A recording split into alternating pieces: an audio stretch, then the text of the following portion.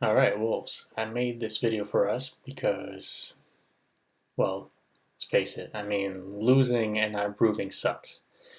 But winning and improving is a lot better. Either way, there's pitfalls of either one. You can always get angry and fluster and get cards and fouls, and we don't want that.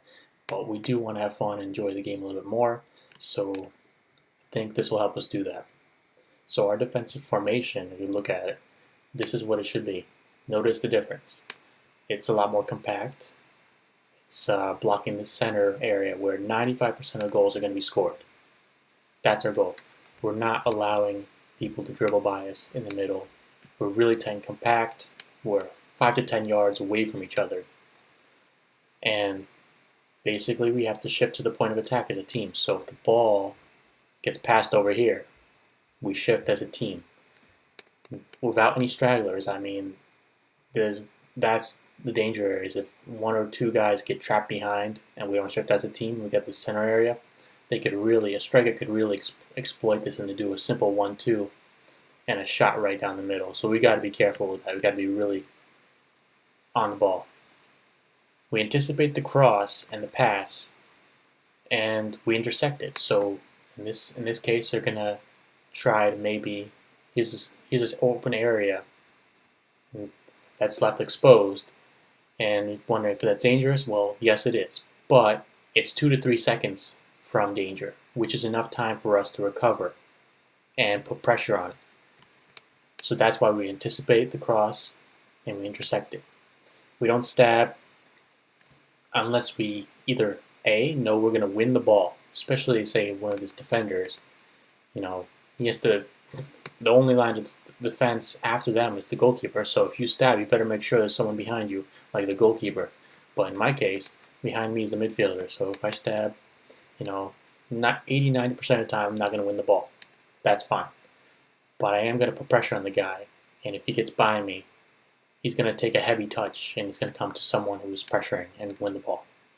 That's our goal, is to double and triple team the opponents until we win the ball. When we win the ball, we want to transition. Notice what happens. We spread out. We spread out and we counter. All right? We don't dribble from the back, only in the final third, which is over here. Even here, it's a little bit risky to dribble, but of course, if some of our players are skilled like Christian, we can sometimes do that and get away with it and even score from it, but that's a risk that we don't really need to take.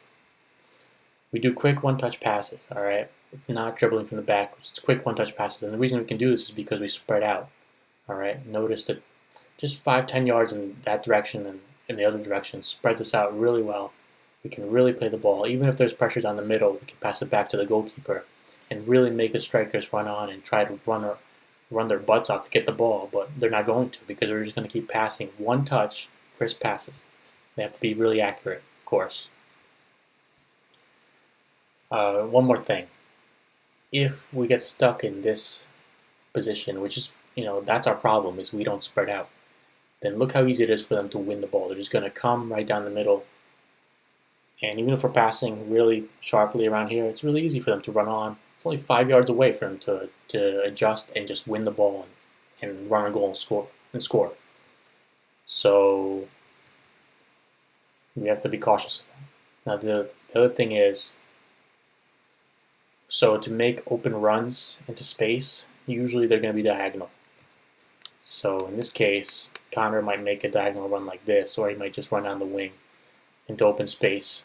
Usually there'll be a defender that comes on, but I'm going to make diagonal runs, and that's going to get me clear into space and get me to receive the ball. But the other option is, of course, which is what I do frequently, I check away from where I want the ball and check back in to receive the ball.